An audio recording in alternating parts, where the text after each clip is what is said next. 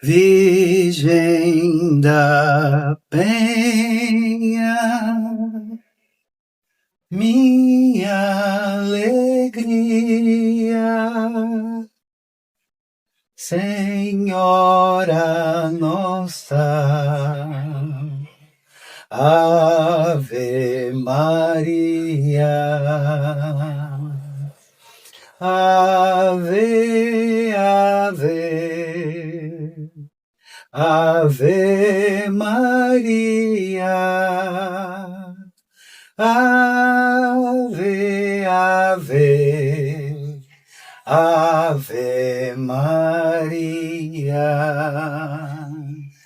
Deste teu trono tu irradia paz, esperança, Ave Maria, Ave, Ave, Ave Maria, Ave, Ave, Ave Maria, Virgem da Penha, tão doce e pia, és padroeira, Ave Maria. Ave, Ave, Ave Maria, Ave, Ave, Ave Maria. Bom dia, boa tarde, boa noite. Eu sou Emerson Bardelotti e esse é o Paz e Bem de toda segunda-feira, hoje, 13 de abril de 2026, dia dedicado a Nossa Senhora da Penha, padroeira do estado do Espírito Santo.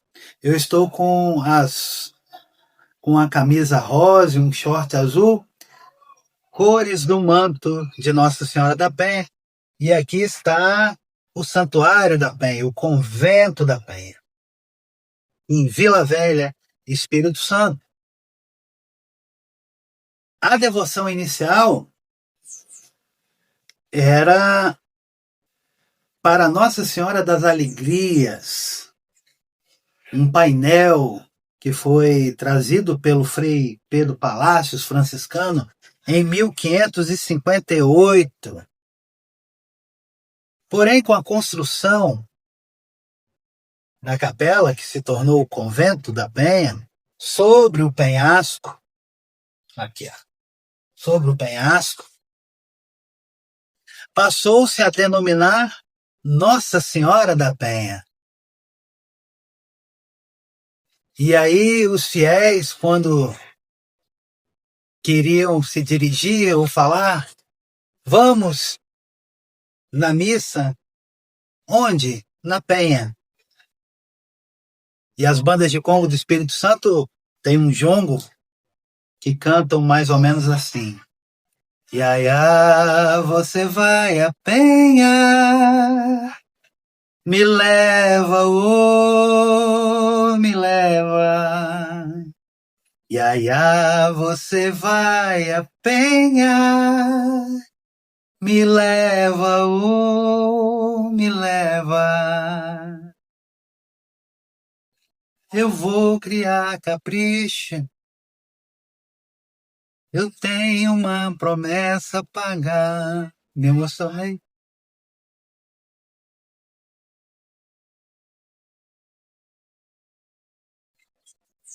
Eu vou criar capricho, eu bem vou trabalhar, eu tenho uma promessa a pagar.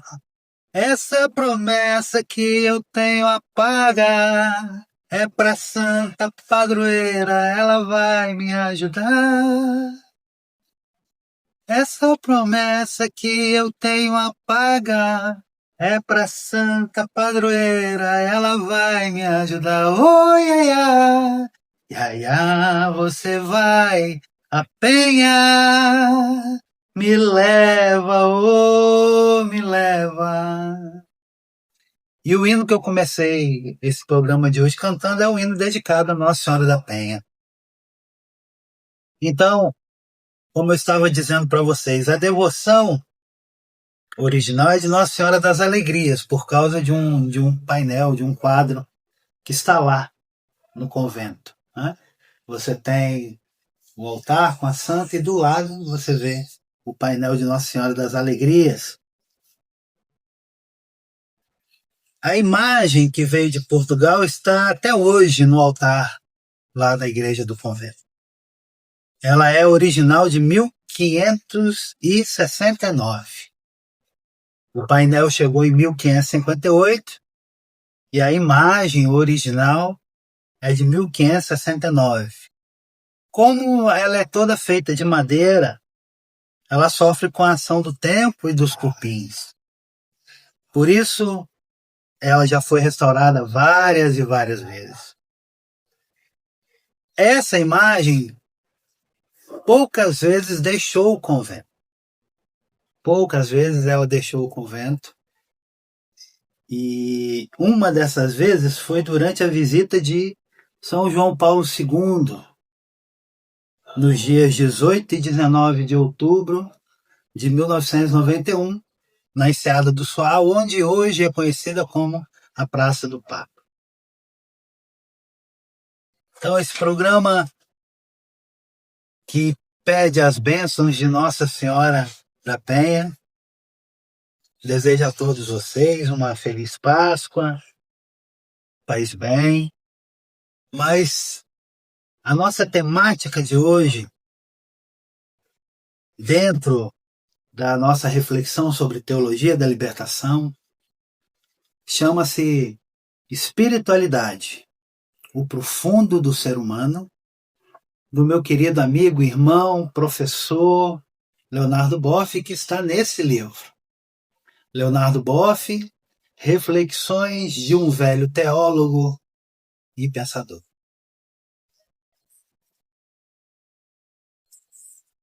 Espiritualidade, o profundo do ser humano. Em momentos dramáticos da história pessoal e coletiva, como atualmente, o ser humano mergulha na profundidade de si mesmo e se coloca questões radicais. O que estou fazendo neste mundo? Qual é o meu lugar no conjunto dos seres? Como agir para garantir um futuro que seja esperançador para todos, todas, e para a nossa casa comum?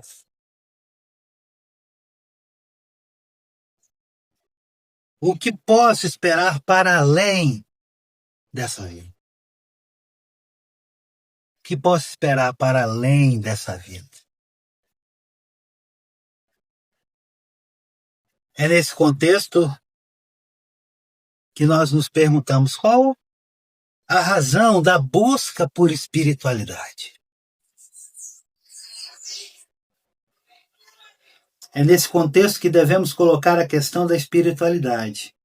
Ela emerge como uma das fontes primordiais, embora não única, de inspiração do novo, de esperança alvissaceira, de geração de um horizonte de esperança e de capacidade de autotranscendência. Pois o ser humano só se sente plenamente humano quando busca ser super-humano. A razão reside no fato de que dele se vivenciar como projeto infinito, como asseveramos muitas vezes. Todos falam de espiritualidade. Todos falam de espiritualidade. ela é um tema recorrente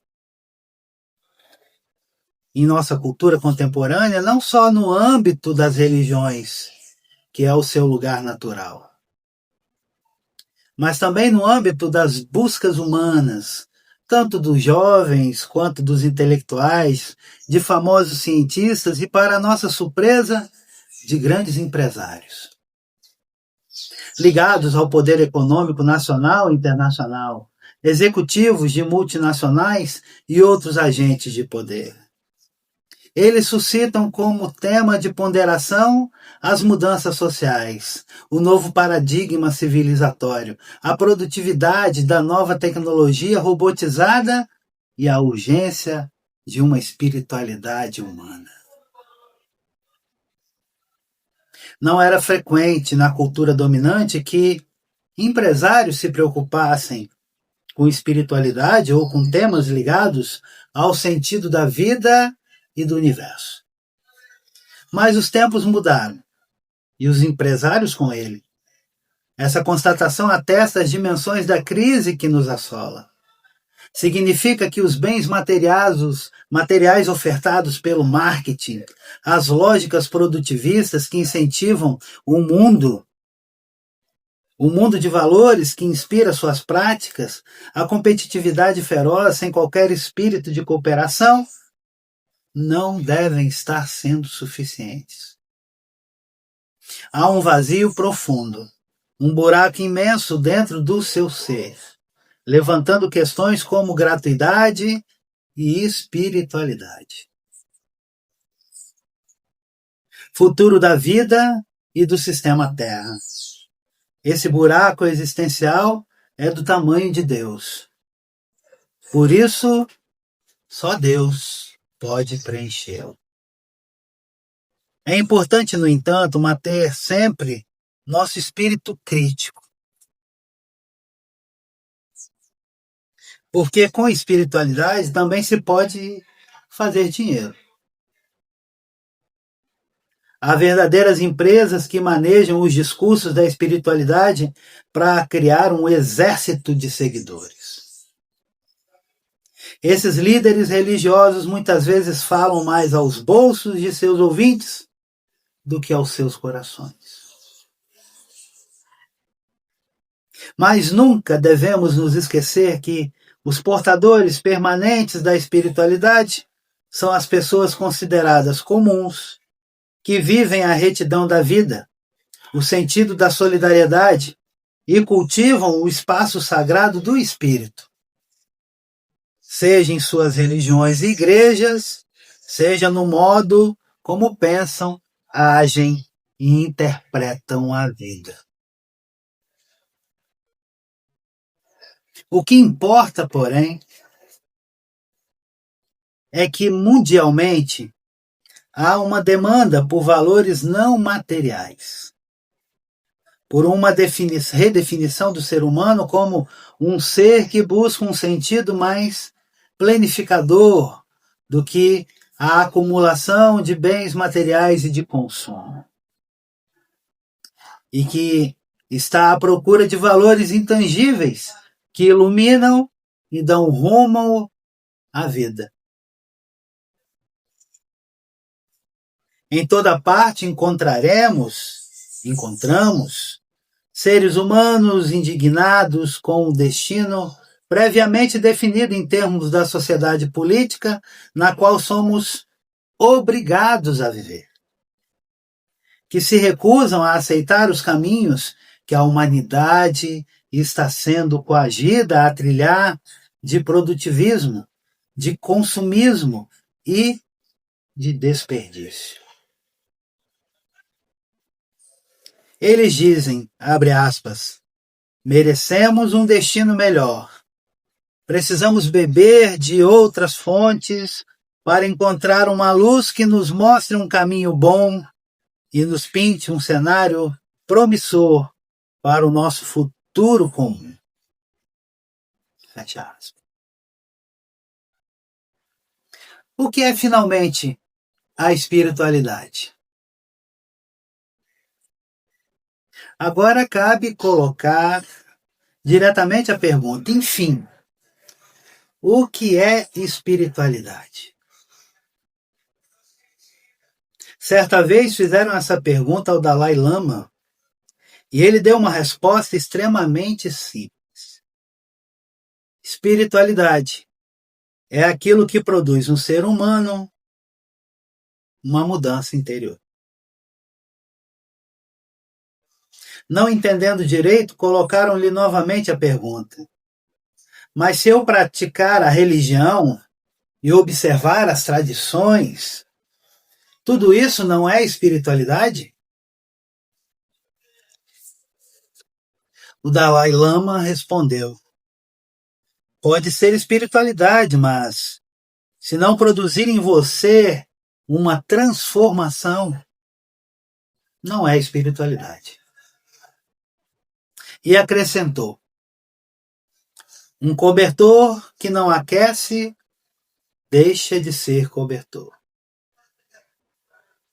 Então atalhou o que lhe fazia a pergunta: a espiritualidade muda ou é sempre a mesma? E o Dalai Lama falou: como diziam os antigos, os tempos mudam e as pessoas mudam com eles. O que ontem foi espiritualidade, hoje não precisa mais ser. O que em geral se chama de espiritualidade é apenas a lembrança de antigos caminhos e métodos religiosos.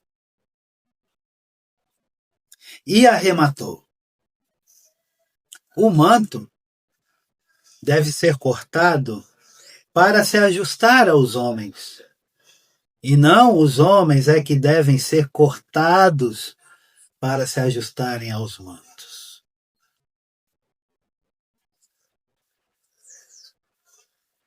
O principal a ser retido deste pequeno diálogo do Dalai Lama é que a espiritualidade é aquilo que produz dentro de nós uma mudança. Espiritualidade é aquilo que produz dentro de nós uma mudança. O ser humano é um ser de mudanças, pois nunca está pronto. Está sempre se fazendo, física, psíquica, social e culturalmente. Mas há mudanças e mudanças. Há mudanças que não transformam sua estrutura de base. São superficiais, exteriores ou meramente paliativas. Mas há mudanças que são interiores. São verdadeiras transformações alquímicas, capazes de proporcionar um novo sentido à vida ou abrir novos campos de experiência e de profundidade, rumo ao próprio coração e ao mistério de todas as coisas. Não raro é no âmbito da religião que ocorrem tais mudanças, mas nem sempre. Hoje, a singularidade de nosso tempo reside no fato de que a espiritualidade vem sendo descoberta como dimensão do profundo do humano, como um momento necessário para o pleno desabrochar de nossa individuação e como espaço da paz no meio dos conflitos e desolações sociais e existenciais. Por isso resulta importante, desde o início, introduzir uma distinção, não separação entre religião e espiritualidade. Aliás, o próprio Dalai Lama o fez de uma forma brilhante no livro best-seller no mundo inteiro, Uma Ética para o Novo Milênio, do ano 2000. Muito bom esse livro, procurem. Uma Ética para o Novo Milênio. Acho que é da editora Sextante. Nesse texto aborda com clareza temas da ética, da religião e da espiritualidade.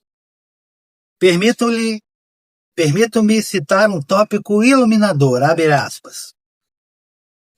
Julgo que religião esteja relacionada com a crença no direito à salvação pregada por qualquer tradição de fé. Crença esta que tem como um de seus principais aspectos a aceitação de alguma forma de realidade metafísica ou sobrenatural, incluindo possivelmente uma ideia de paraíso ou nirvana. Associados a isso estão ensinamentos ou dogmas religiosos, rituais, orações e assim por diante. Considero que espiritualidade esteja relacionada com aquelas qualidades do espírito humano, tais como amor e compaixão, paciência e tolerância, capacidade de perdoar, contentamento, noção de responsabilidade, noção de harmonia, que trazem felicidade tanto para a própria pessoa quanto para as outras pessoas. Ritual e oração, junto com as questões de nirvana e salvação, estão diretamente ligados à fé religiosa, mas essas qualidades interiores não precisam se escrever no âmbito religioso.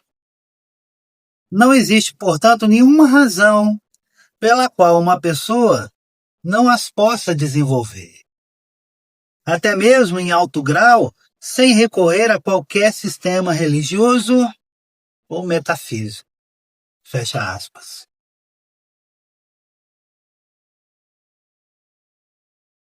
Como se depreende, essas reflexões são cristalinas, pois mostram a distinção necessária entre religião e espiritualidade. Uma vez distintas, podem se relacionar e conviver, mas sem uma depender necessariamente da outra. Dalai Lama é uma das pessoas com características messiânicas, pois cabe ao Messias consolar, enxugar lágrimas, conferir esperança e trazer paz. Poucos, como o Dalai Lama e o Papa Francisco, possuem tamanho dom para consolar os aflitos, gerar sentido para os desesperados e pregar a paz. Fruto do diálogo entre as religiões. Qual o abraço entre os povos? Na perspectiva de salvar a humanidade como família e garantir um futuro para a casa comum, que é o planeta Terra. Eles percorrem o mundo todo pregando esse evangelho. Certa feita em Berlim, o ouvi testemunhar, abre aspas, eu acho que nós, tibetanos,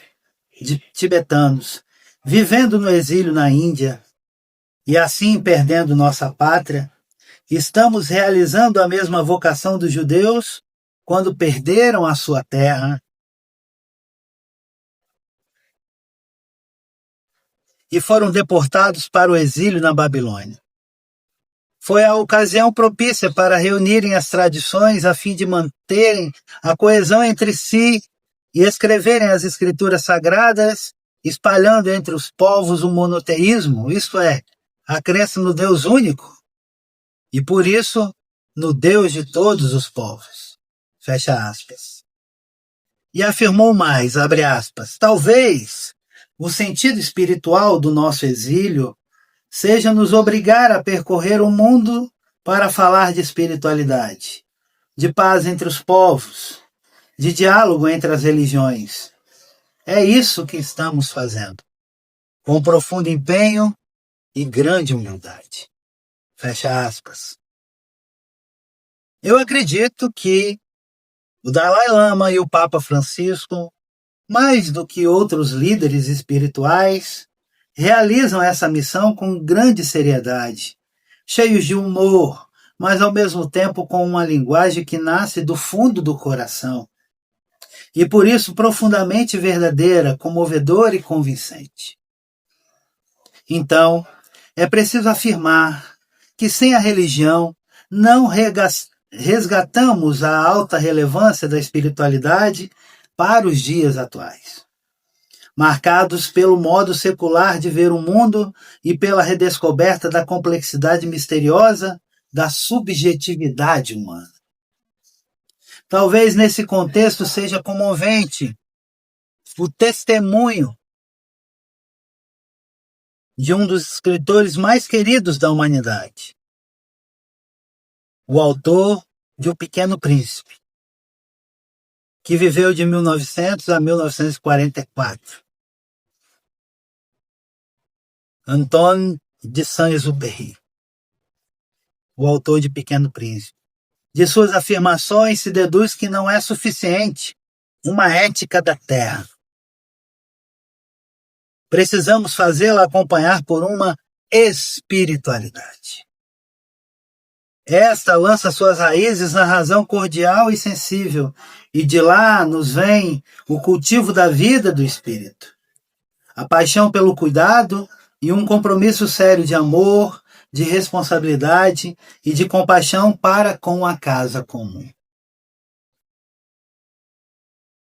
Saint-Exupéry, num texto póstumo, zarado em 1943, antes que seu avião se precipitasse no Mediterrâneo, diz, abre aspas, carta ao general X, afirma com grande ênfase, não há senão um problema, somente um, redescobrir que há uma vida do espírito que é ainda mais alta do que a vida da inteligência, a única que pode satisfazer o ser humano. Fecha aspas.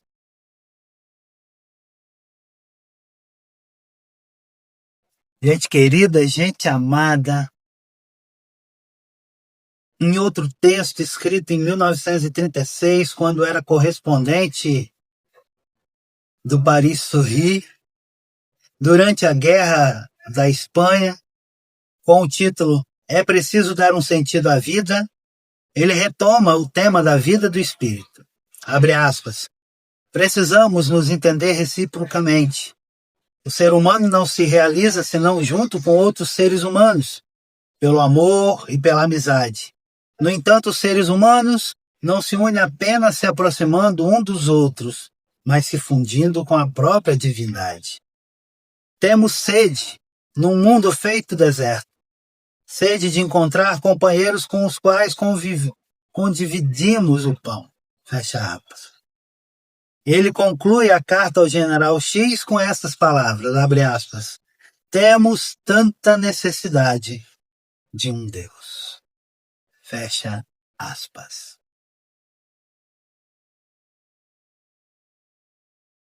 Na próxima segunda-feira, nós continuamos, a partir daqui, nossa reflexão sobre a espiritualidade, o profundo do ser humano.